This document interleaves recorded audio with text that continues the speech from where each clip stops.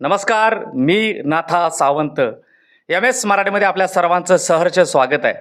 मसवड येथील सिद्धनाथ दर्शन घेऊन परतणाऱ्या भाविकांचा पिकअप टेम्पोचा भीषण अपघात, विहिरीत कोसळून 8 जणांचा मृत्यू तर एका तरुणाच्या धाडसामुळे 5 जणांचे प्राण वाचले. सोलापूर जिल्ह्यावर शोककळा पसरली. एक हृदयद्रावक घटना माळशिरस तालुक्यात घडली आहे. मसवड येथील सिद्धनाथ दर्शन घेऊन आपल्या गावाकडे परत असणाऱ्या भाविकांचा पिकअप टेम्पोचा भीषण अपघात झाला. सातारा सोलापूर मार्गावरील तांदुळवाडी येथील रस्त्याच्या कडेला असलेल्या धोकादायक विहिरीत टेम्पो कोसळल्याने 8 जणांचा दुर्दैवी मृत्यू झाला आहे. मृतांमध्ये 7 महिलांसह एक 6 महिन्याच्या बाळाचा समावेश आहे.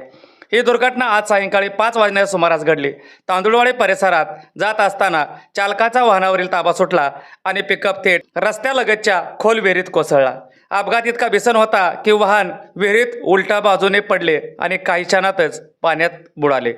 या टेम्पोच्या मागून तांदुळवाडी येथील इरफान मुजावर हा युवक दुचाकीवरून येत होता. टेम्पो विहिरीत कोसळल्याचे पाहताच त्याने प्रसंगावधान राखत तात्काळ गावकऱ्यांना मदतीसाठी संपर्क साधला.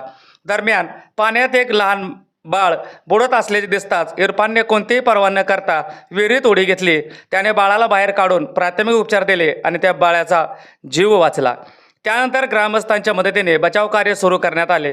पाण्यात हालचाल दिसणाऱ्या 2 लहान मुलांना, एका महिलेला, 2 पुरुषांना इरफान यांनी गावकऱ्यांसह सुरक्षित बाहेर काढले. एकूण 5 जणांचे प्राण वाचवले असून तसेच 2 पुरुषांचे स्वतः पोहत बाहेर आले. मात्र वाहन विहिरीत उलट्या अवस्थेत अडकल्याने आतमध्ये अडकलेल्या 7 महिला आणि 6 महिन्यांच्या बाळांना वाचवणे शक्य झाले नाही. या सर्वांचा दुर्दैवी मृत्यू झाला आहे. या घटनेची माहिती मिळताच प्रशासन तातडीने घटनास्थळी दाखल झाले. सोलापूरचे जिल्हाधिकारी S. कार्तिकेयन, पोलीस अधीक्षक अतुल कुलकर्णी यांनी घटनास्थळी भेट देऊन परिस्थितीचा आढावा घेतला. तसेच पालकमंत्री जयकुमार गोरे यांनीही घटनास्थळाची पाहणी केली. जखमींना तातडीने पंढरपूर उपजिल्हा रुग्णालयात दाखल करण्यात आलं असून त्यांच्यावर उपचार सुरू आहेत. या अपघातानंतर स्थानिक ग्रामस्थांनी प्रशासनाच्या निष्काळजीपणावर गंभीर प्रश्न उपस्थित केला आहे. रस्त्याचे काम सुरू असताना या धोकादायक विहिरीभोवती कोणत्याही संरक्षण कठडे किंवा सुरक्षा व्यवस्था करण्यात आलेली नव्हती. भूसंपादन प्रक्रियेदरम्यान अशा धोकादायक विहिरी तशाच सोडून देण्यात आल्याचा आरोप ग्रामस्थांनी केला आहे. या संपूर्ण प्रकरणाची सखोल चौकशी करून दोषीवर कठोर कारवाई करण्याचा इशारा दिला आहे. एका क्षणात 8 जणांचा जीव घेणारी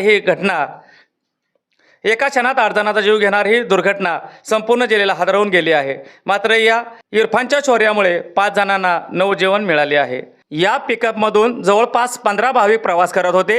सिद्धेश्वर पोपट जाधव, पूजा अमोल सातुरे, सागर चौगुले, संदीप बावचे, अमोल सातुरे, अश्विनी संदीप बावचे, अमोल सातुरे, संस्कृती बावचे, अपूर्ण अमोल सातुरे, ताई बावचे, बालाजी बावचे, शशिकला पोपट जाधव, संदीप बावचे, ताई बावचे, सार्थक बावचे, गणेश बावचे, आरव आणि संस्कृती बावचे इतके जण या टेम्पोमध्ये प्रवास करत होते.